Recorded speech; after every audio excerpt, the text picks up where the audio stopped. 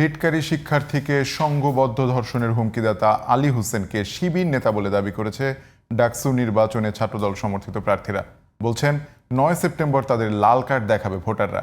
আর বৈষম্য বিরোধী শিক্ষার্থী সংসদের দাবি দায় এড়াতেই গুপ্ত রাজনীতির চর্চা করে শিবির। এদিকে শিবির সমর্থিত প্রার্থীরা বলছেন আলী হোসেনকে দায় মুক্তি দিতেই ট্যাগিংয়ের রাজনীতি চলছে। অন্যদিকে সংঘবদ্ধ ধর্ষণের হুমকির ঘটনায় আলাদা দুটি কমিটি গঠন করেছে বিশ্ববিদ্যালয় প্রশাসন। মাহি হাসানের রিপোর্ট। ঢাকা বিশ্ববিদ্যালয়ে কেন্দ্রীয় ছাত্র সংসদ, ডাকসু ও হল সংসদ নির্বাচনের প্রচারণা ছাপিয়ে এখন আলোচনার তুঙ্গে রিটকারী প্রার্থী বিএম ফাহমিদা আলমকে ফেসবুকে এক শিক্ষার্থীর অশালীন মন্তব্য। নারী প্রার্থীকে গণধর্ষণের হুমকির প্রতিবাদে দুপুর 12টায় ঢাকা বিশ্ববিদ্যালয়ের টিএসসি থেকে বিক্ষোভ মিছিল বের করে ছাত্রদল। পরে বিক্ষোভ সমাবেশে ছাত্রদলের নারী নেত্রীর অভিযোগ করেন রিটকারীর মতোই নিয়মিত সাইবার বুলিংয়ের শিকার হচ্ছেন তারা। যারা নিজেদের পরিচয় দিতে লজ্জা পান তারাই গণ অভ্যুত্থান পরবর্তী নারীদের নানাভাবে হেনস্থা করছে, এমন অভিযোগ করেন ছাত্রদল সমর্থিত ভিপি প্রার্থী।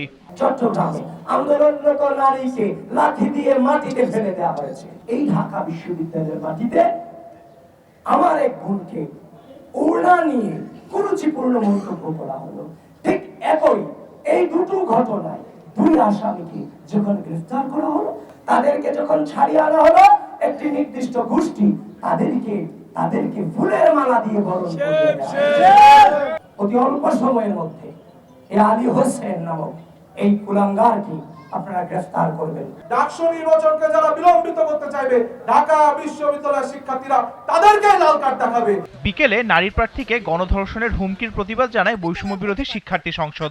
প্যানেলের ভিপি প্রার্থী আব্দুল কাদের অভিযোগ করেন ক্যাম্পাসে ছবিটা নিয়ে আত্মস্বীকৃত রাজাকারদের স্বাভাবিক করার চেষ্টা করেছে ছাত্র শিবির। ছাত্র শিবির ঢাকা বিশ্ববিদ্যালয়ের মাটিতে আত্মস্বীকৃত রাজাকার থেকে নরমালাইজ করার চেষ্টা করেছে। ঢাকা বিশ্ববিদ্যালয় প্রতিবাদী নারী কণ্ঠস্বর তারা সেখানে প্রতিবাদ করেছে। আমরা বিপরীতে কি দেখেছি, ওই ঢাকা শিবিরের একজন নেতা এসে ওই নারীদের জুম করে ভিডিও করতেছেন। তার মানে তার মনোভাবের জায়গাটাই হচ্ছে এটা, সে নারীদেরকে কতভাবে হেনস্থা করা যায় সে ততটুকু করবে। এর আগে দুপুরে গণধর্ষণের হুমকির প্রতিবাদে মধুর ক্যান্টিনে সংবাদ সম্মেলন করে রিটকারী শিক্ষার্থীর প্যানেল অপরাজয় ৭১, অদম্য ২৪। যদিও তারা এটা বারবার ডিনাই করছে যে সে সমর্থক না, শিবিরের কেউ না, কিন্তু তার ফেসবুকের স্ট্যাটাস, তার বন্ধুবান্ধবদের যে মন্তব্য সব কিছুই প্রমাণ করে সে শিবিরের একজন সমর্থক। একই স্থানে সংবাদ সম্মেলনে ঢাকা বিশ্ববিদ্যালয়ের শিক্ষক নেটওয়ার্ক এই ঘটনার তীব্র নিন্দা জানিয়ে হুমকিদাতা শিক্ষার্থীর বিচার নিশ্চিতের দাবি জানায়। এদিকে নির্বাচনী প্রচারণার সময় শিবির সমর্থিত প্যানেলের ভিপি প্রার্থী সাদিক কায়েম বলেন গণধর্ষণের হুমকিদাতা শিবিরের কেউ নন, এ নিয়ে অপপ্রচার চলছে। আমাদের কাছে মনে হচ্ছে অপরাধীকে দায় মুক্তি দেওয়ার জন্য এখানে ট্যাগিং এর রাজনীতি চলছে, এখানে ব্লেমিং এর রাজনীতি চলছে। শুধু প্রার্থী বা ক্রিয়াশীল ছাত্র সংগঠনগুলোই নয়, প্রকাশ্যে গণধর্ষণের হুমকি দেয়া ওই শিক্ষার্থীর বিচার নিশ্চিতের দাবি জানিয়েছেন সাধারণ শিক্ষার্থীরাও। Mahi Hasan, DTV news, Dhaka.